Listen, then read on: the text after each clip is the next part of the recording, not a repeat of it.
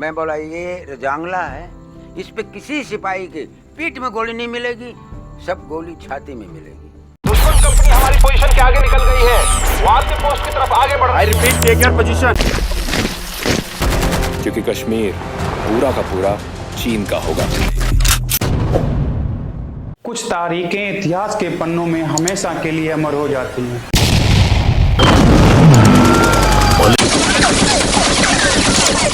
और भारत के लिए 18 नवंबर 1962 उनमें से एक है।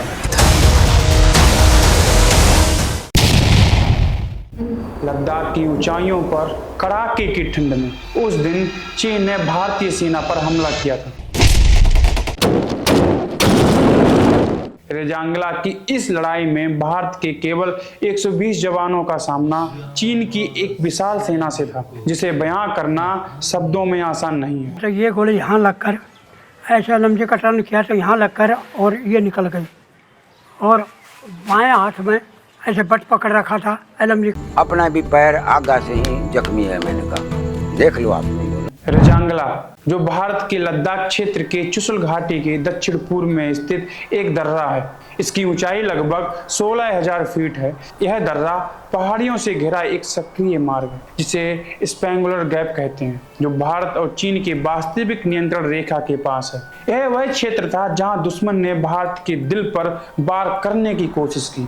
द्वितीय विश्व युद्ध के बाद 27 अक्टूबर 1945 को 19वीं हैदराबाद रेजिमेंट का नाम बदलकर 19वीं कुमायूं रेजिमेंट कर दिया गया, जिसे अब कुमायूं रेजिमेंट के नाम से जाना जाता है। यह रेजिमेंट हरियाणा, राजस्थान और उत्तर प्रदेश के अहिरवाल क्षेत्र के उन बहादुर सैनिकों से भरी हुई है जिनकी जड़ें वीरता में गहरी हैं। कुछ कंपनियां अहिरवाल से केवल अहिरों की भर्ती कराती है, जैसे भारत की 13 कुमायूं की बटालियन सी कंपनी। अहिरवाल की इन सैनिकों की एक अलग ही कहानी होती है, युद्ध की नहीं बल्कि राष्ट्र की रक्षा के लिए मर मिटने की। 13 कुमायूं बटालियन की पलटन को ट्रेनिंग करने के बाद एक ऐसा आदेश आया कि पलटन लद्दाख जाएगी। 13 कुमायूं बटालियन की कंपनी सी को जैसे ही लद्दाख जाने का आदेश मिला, वे पूरी तैयारी के साथ मोर्चे पर पहुंच गए।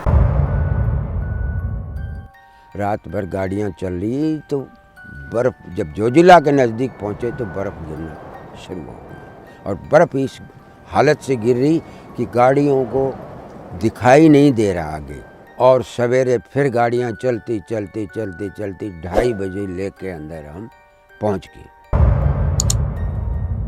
अब चांगला के पास जब पहुंचे हैं तो गाड़ियां, चैन तो ज़रूर लग रहा थी, लेकिन गाड़ियां जो स्लिप का बहुत ही डर हो रहा है। बर्फ को काट काट काट काट काट काट गाड़ियां चांगला बाबा के पास हम सवेरे पहुंच गए।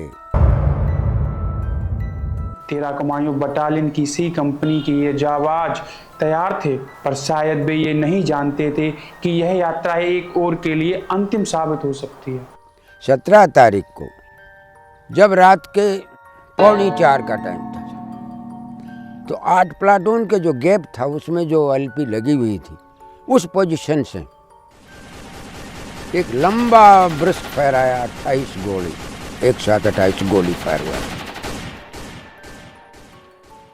28 गोलियों का जो फायर था पूरा पहाड़ गूंज गया।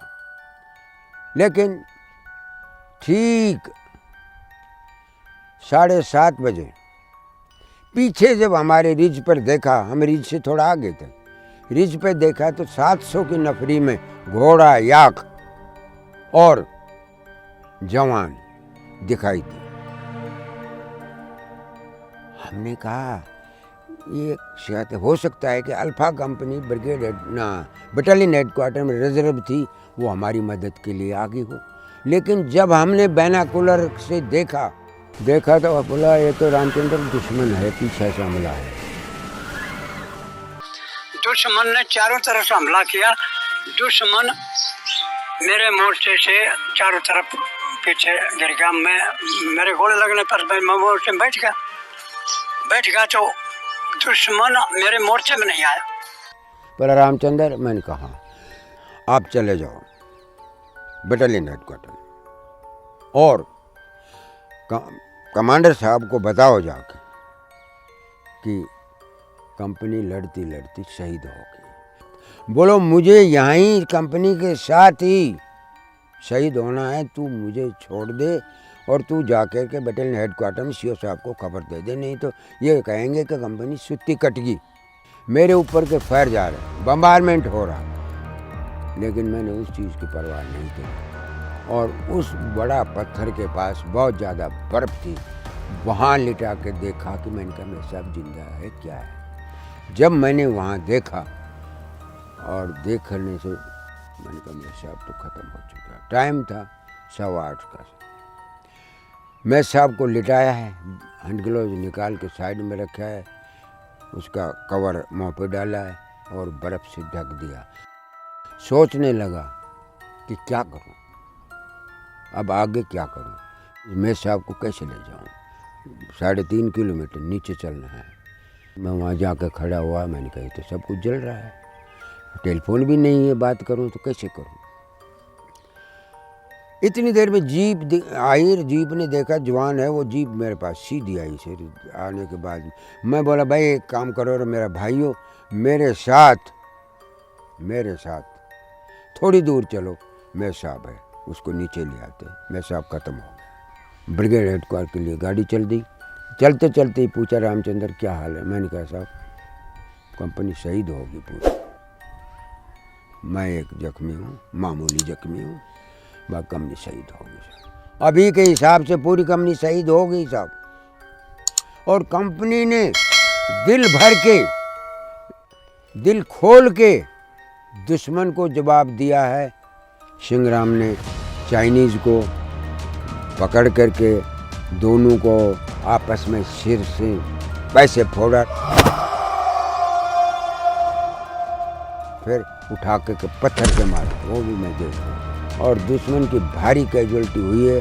मैं कमांड पोस्ट पे था, मैं देख रहा था 1300 से नीचे नफरी नहीं है दुश्मन की मरने की।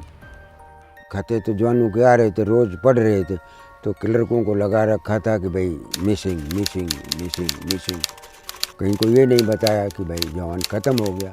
रात भर युद्ध चलता रहा। सुबह होने तक चार्ली कंपनी ने अपना सब कुछ खो दिया, पर देश के लिए एक अमिट गौरव अर्जित किया था। 13 कुमायूं बटालियन की सी कंपनी आज भी भारतीय सेना की सबसे सम्मानित कंपनी है। और मेरा भी दिल ऐसा हो गया, क्योंकि मेरे तो बाजू के जवान थे, मेरे तो भाई थे, मेरे तो साथ एक प्लेट में खाना खाते थे।